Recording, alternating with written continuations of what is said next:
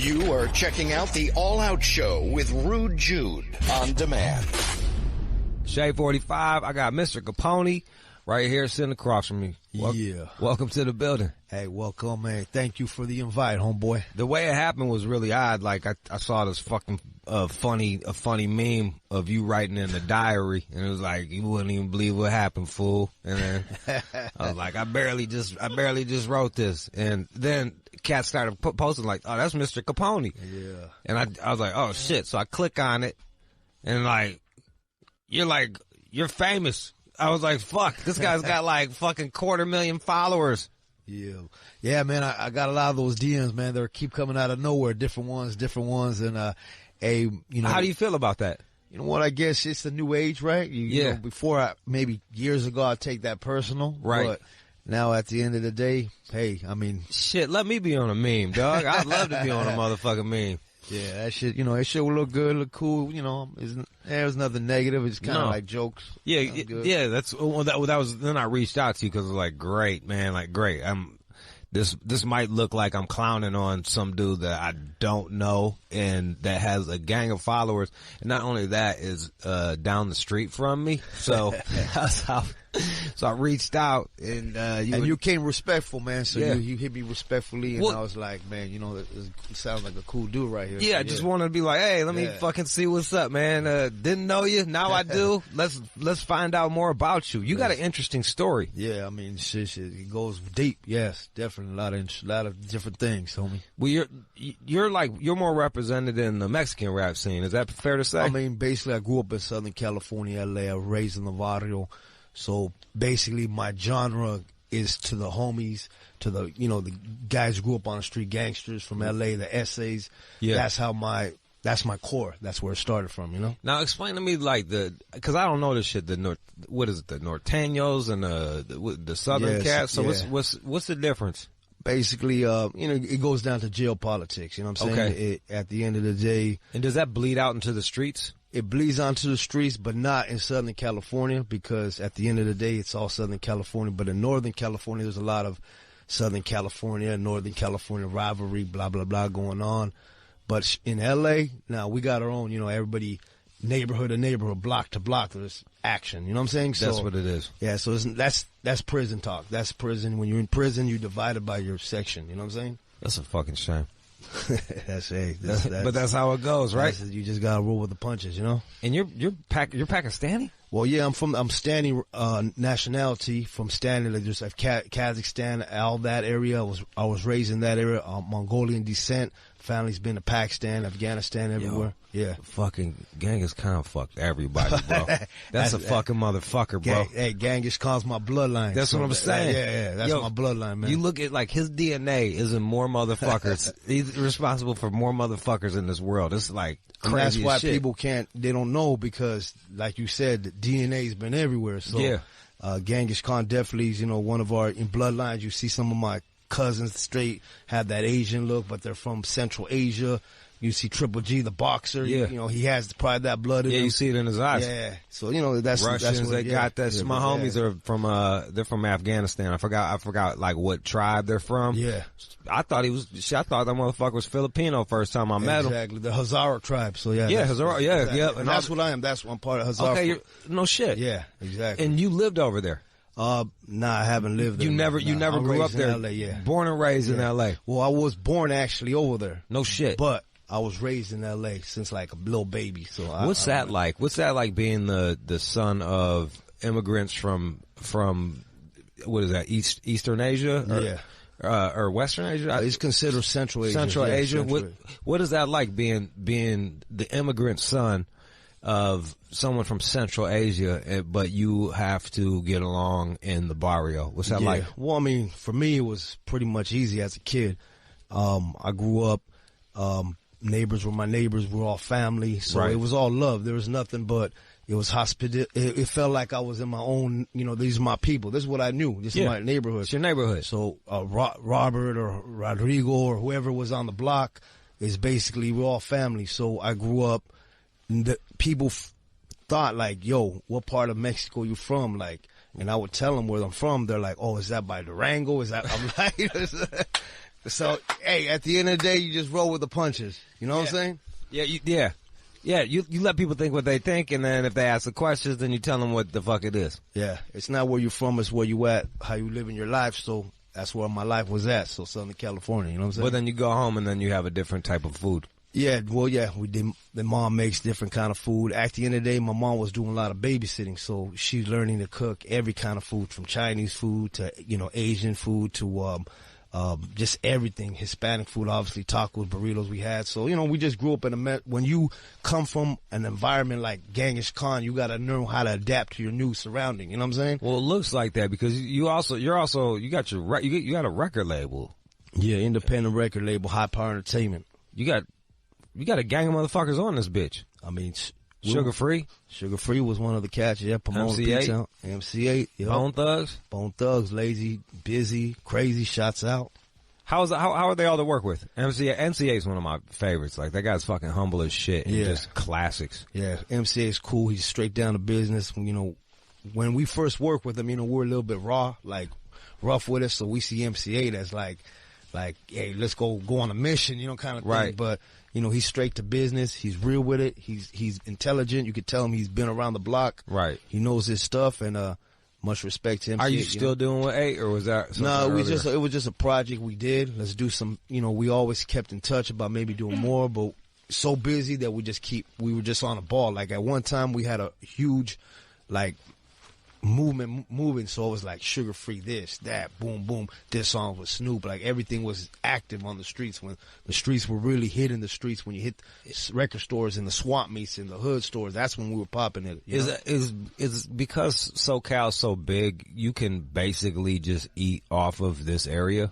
I mean, that's how. I mean, well, I would. I'm not saying that you're not beyond this area, but what I'm saying is like, is the market big enough for you just to be able to sustain yourself and not worry about? Well, yeah, look, think about it. LA is the second biggest city in the United States, right? Yeah.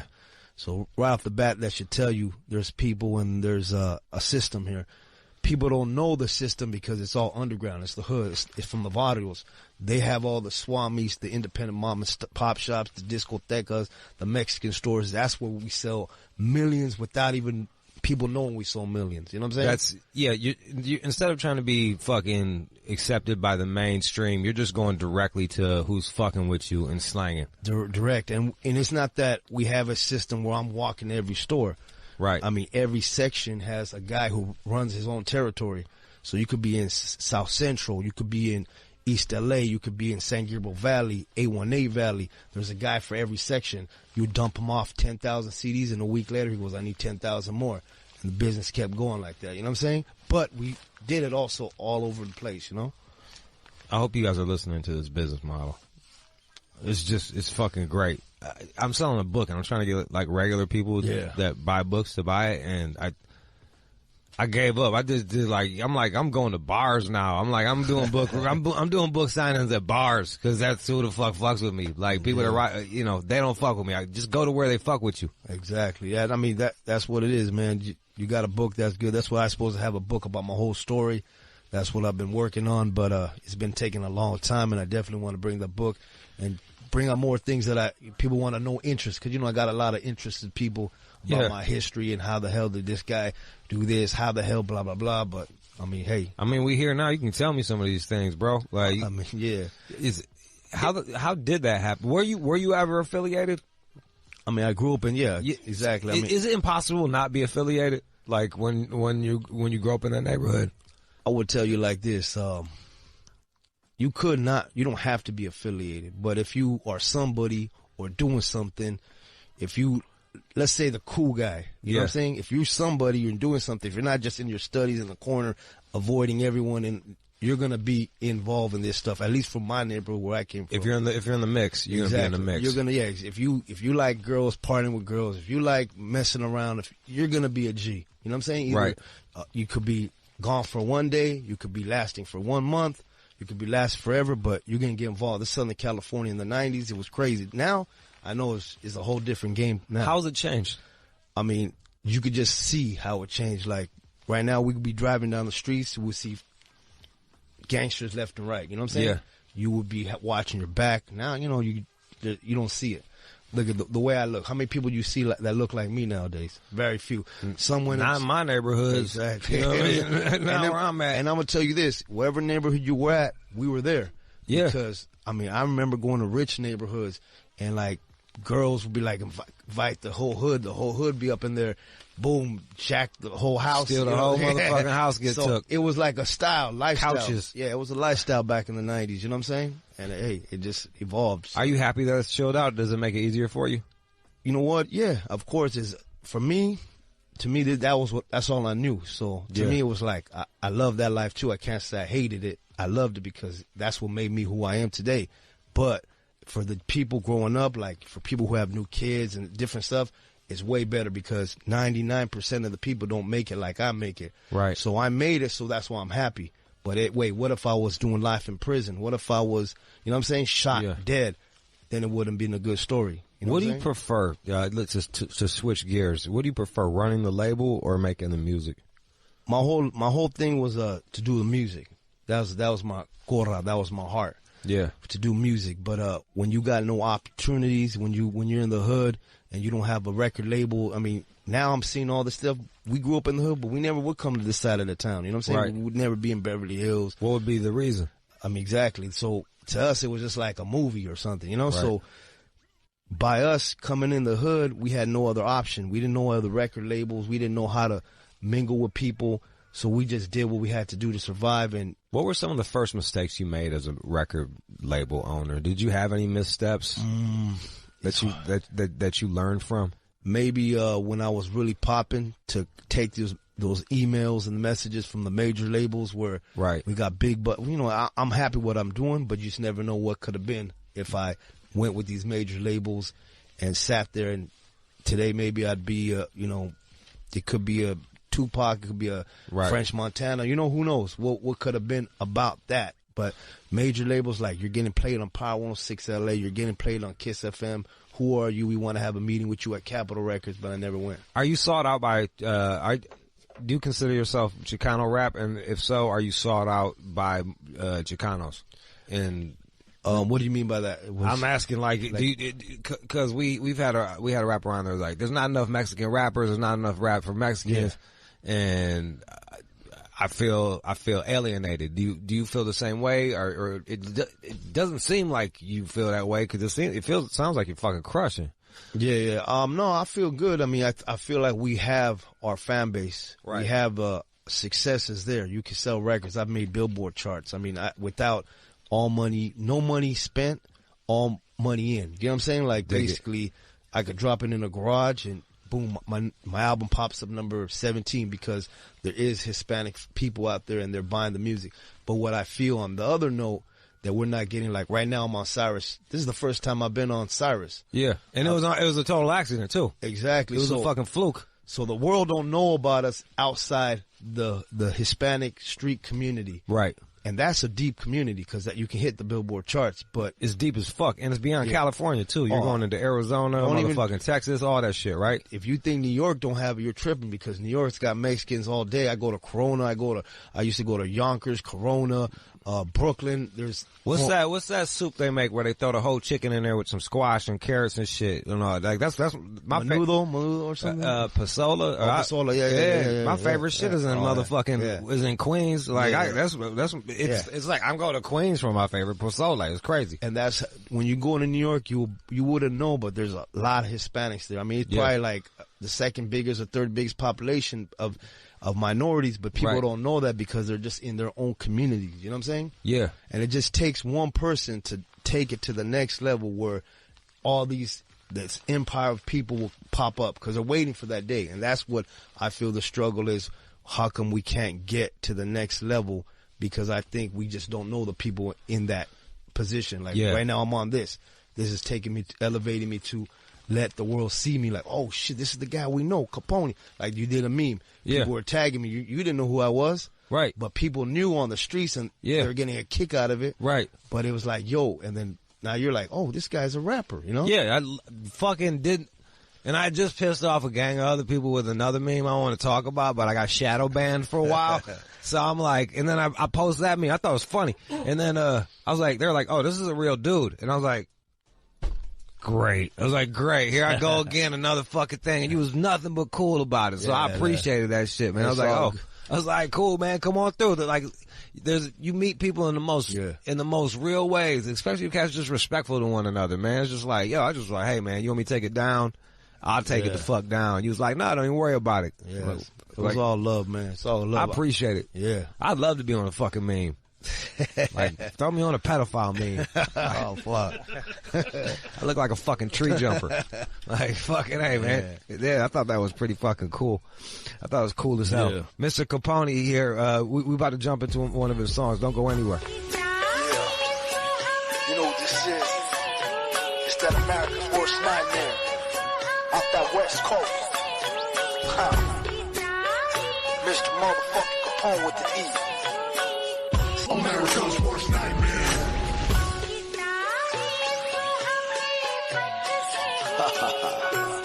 Shade 45, we are back with Mr. Capone. I meant to ask you, are you like, how many languages you speak? How many languages? Because you come from, your parents are from. Well, I understand.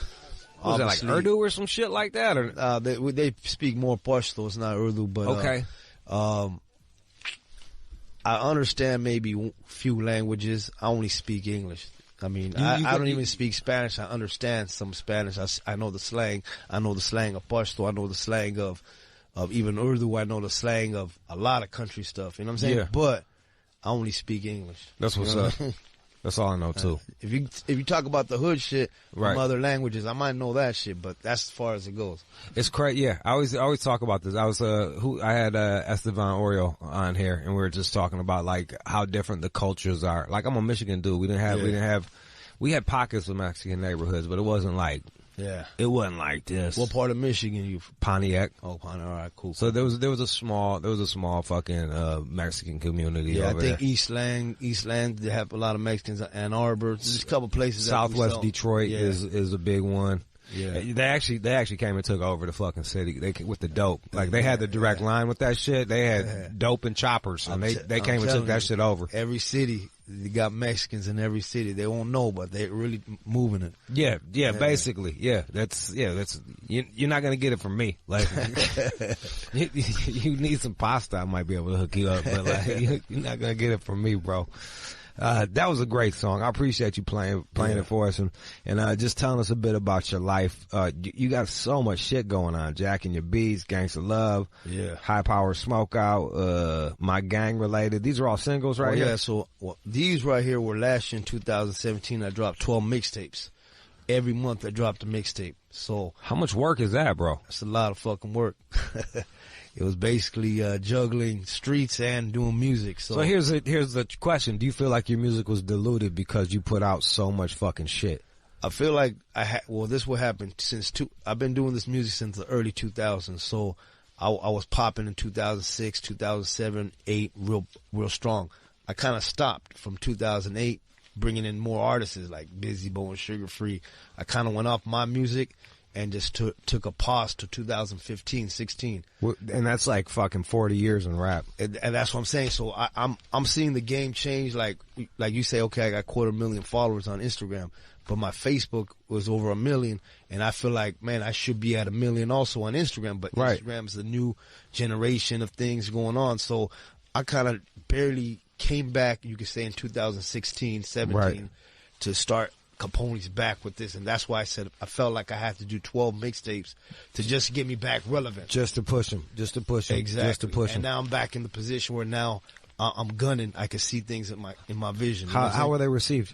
They were cool. I mean, they were received with a lot of love. I mean, I know, I'm not sure if it hit Billboard's charts or nothing like that, but I know I was dropping them. I probably got a lot of people confused because it kept coming out with different stuff. Right. But my point was, you know, at the end of the day, like a businessman, I'm looking at, you put that out, streaming, all that stuff is still fresh to people. So I planted a lot of seeds. So that I'm going to leave it like that. And now when I do these new things in 2018, hopefully I could take shit to the next level. Yeah. When I take the motherfucker to the next level, all those seeds are going to start, you know, flowers are going to start blooming. You know what I'm saying? You've been doing it for damn near 20 years, bro. Yep. So I really respect the grind and I respect your hustle, and I hope people listening at home, like, ain't nobody give you shit. You went and got it. Exactly. Like a lot of people I hear stories like, I'm independent, I did this independently, but they really weren't independent. They're backed by fucking, they're backed by Interscope. It's some hidden independent shit. I'm a motherfucker that came, homies from my hood helped me, gave me money. Here's a couple $100, homie, get your music out. I got my money from the hood just to get the print, just to get a photo shoot, just to get it done. And these were like some hood photo shoots, some, you know what I'm saying? These weren't real photography. This is how I put it down. Came with a box of 10,000 CDs. They had an iPhone CDs. with a fucking timer on that bitch. 10,000 CDs in the back of a car. The wheels are flat, hitting hood to hood. And Fucking E40 style. next thing you know, I just met everybody, you know? It worked. You went out there and got it. Yep. Guys, I hope, go get it. Quit waiting for motherfuckers to give you shit. Ain't nobody gonna give you nothing. You gotta go in this world and go take it. Exactly. And bust ass and That's grind. it. Breaking that door and just do what you gotta do. Mr. Capone, really great talking with you, man. Hey, thanks, man. Thanks for all the love. Where can they find you? Where is it at? Is it at the Mr. Capone? No. Instagram.com, you know, / Mr. Capone, MrCapone. Remember, there's 2 E's on my name, Mr. Capone. Facebook, same thing, I think. Facebook.com, Mr. Capone. We have another one. Facebook.com, High Power Entertainment. Twitter, same thing, Mr. Capone. Might be a 1 on the end. I don't know, Mr. What's Capone. your favorite? You got so many fucking albums here, man. What's your favorite one is that you think could be a good introduction for people? Let me see. You can even look at the list.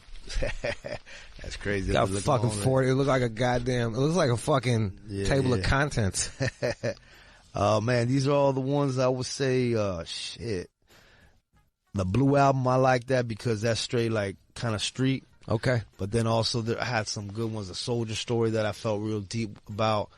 Always and Forever was a hit. If them like the oldies, I put an oldie album together with the legends, Brendan Wood and all them, Rosie and the Original. Sang personally me in the studio.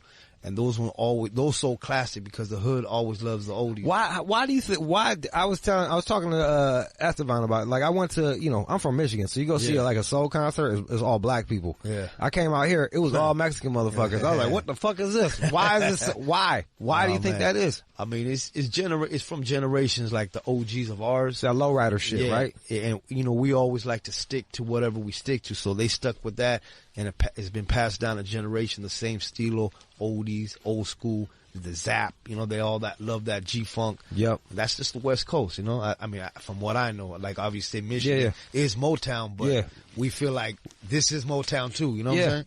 They moved here. Motown moved here like a motherfucker, so there you go. Yeah, that's what's up, man. Mr. Capone, y'all. Let's go. Oh. Never let me slip. If I slip, then I'm slipping. And if I got my Nina, then you know I'm straight tripping. Straight tripping. Straight tripping. Straight tripping. Tripping. You are checking out the All Out Show with Rude Jude on demand.